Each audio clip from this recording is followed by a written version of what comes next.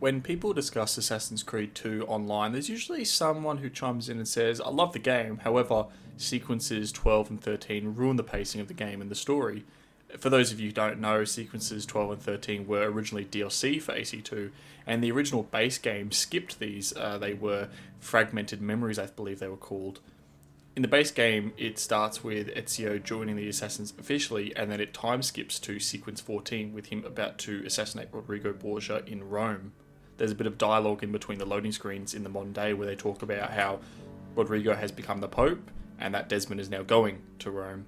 Sequences 12 and 13, however, place themselves in between this time and depict Ezio with the Apple of Eden in Forli as it's attacked by the Borgia, and how he subsequently loses it to the monk Savonarola.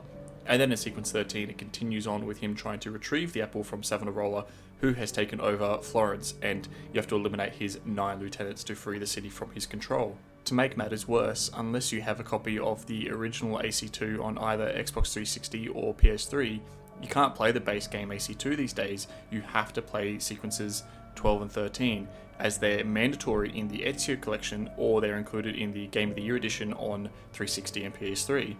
The point being that many people feel that the base game is the superior version, and yet it's the hardest to play these days. The main criticism I've seen towards these sequences is that it breaks up the pacing of the story. Sequence 11 finishes with Ezio doing a boss battle against Rodrigo, and then the base game continues on with Ezio finishing off the story. And there's a very thorough through line to this, But the added sequences, they break this up with essentially sidetrack diversions. Another criticism I've always seen is that sequence 13, however, is just 9 missions of just killing targets, and the missions themselves are just not very well designed, not very interesting, just overall pretty tedious. And that's such a stark contrast to the well-curated missions that happened beforehand. Well, I'm here to say that I completely disagree. I love sequences 12 and 13. I think they add so much to the story. I've always found that bit of discussion in the community eyebrow-raising. For starters, with the story, I think that sequence 12 is a natural continuation on from sequence 11, with Ezio finally getting the apple and showing what do they do with the apple now, how they believe that taking it to the city of Forli is the right thing to do because it's got cannons on it, it's well protected, and then obviously how that city then gets attacked. I think that's a very natural continuation of what they would do with the apple, and a very nicely set up Caterina Sforza earlier, who now plays a prominent role in AC2 and then will play a prominent role in AC Brotherhood. Let's not forget that this is the sequence in which we see Ezio get his beard. Not that it's super relevant, but I've always really loved how you can see the exact moment where we get a character model swap. I've also always loved the gameplay of Sequence 12. If you're like me at all, you play a lot of Assassin's Creed games and you do it in a very stealthy way. You avoid combat as much as possible. Well, Sequence 12 is just full combat. Hey, the city's at war. Get into it. Have fun in these massive battles with lots of soldiers on your side. It's really awesome. There's no other sequence or really mission like it in the game except for at the start in Florence when you're defending the Medici, but that's very minor compared to this. I also really enjoy the Orsi brothers. I think they're a really cool dynamic duo. I've always especially loved their little introduction video from Sean. That line about, when the rich go so wrong is really funny, I think. Sequence 12 also has got these real great nuggets in them. Let's not forget the iconic scene of Caterina saying that she has the instruments to make more children. I've also always found the brother's interaction with the child on top of the lighthouse really funny, how he's telling the kid to shut up. As for Sequence 13, this is the one where I can understand the criticism for it, however, I've never felt the same way. In terms of the story, it's the most filler of all the sequences, and I totally understand, I totally respect that it doesn't really play into the wider part of the AC2 narrative. However, I feel that it's important showing the true effects of the apple. We do see it in the hands of Al-Mualim in Masyaf, but Ezio hasn't seen what the apple can do just yet.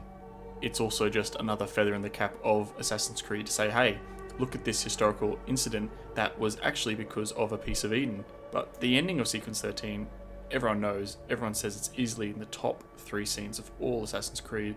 And this is what I mean when I say I don't understand the hate for the DLC sequences, because at the end of Sequence 13, you have probably the best scene in the entire franchise with Ezio's speech to the crowd.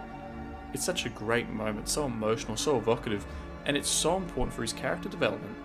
People always point out how Ezio is so driven by revenge throughout the whole game, and then when he finally gets to Rodrigo in Sequence 14, he says, no, I'm not going to kill you, it's not going to solve, my revenge, it's not going to bring my family back. If you were to play Sequence 11 and then Sequence 14, you would go, what the hell? Why isn't he killing Rodrigo? Whereas once you finish Sequence 13, and Ezio was a wise man talking about how 20 years ago his family was killed and how he was, guided by the people around him to think and to do better. When you get to sequence 14, he says, I don't want to kill Rodrigo. It's not going to change anything. You understand why he says that, why he's come to that decision. Sequence 13 specifically gives so much context for Ezio's character development. In terms of the gameplay of Sequence 13, it's easily the weakest of all the sequences in the whole game. I will say that taking out the 9 targets in pretty poorly made missions is fair criticism. However, I'll give credit to an aspect that I've also always really appreciated, and that's that it seems that the 9 targets are an homage to the 9 targets of AC1.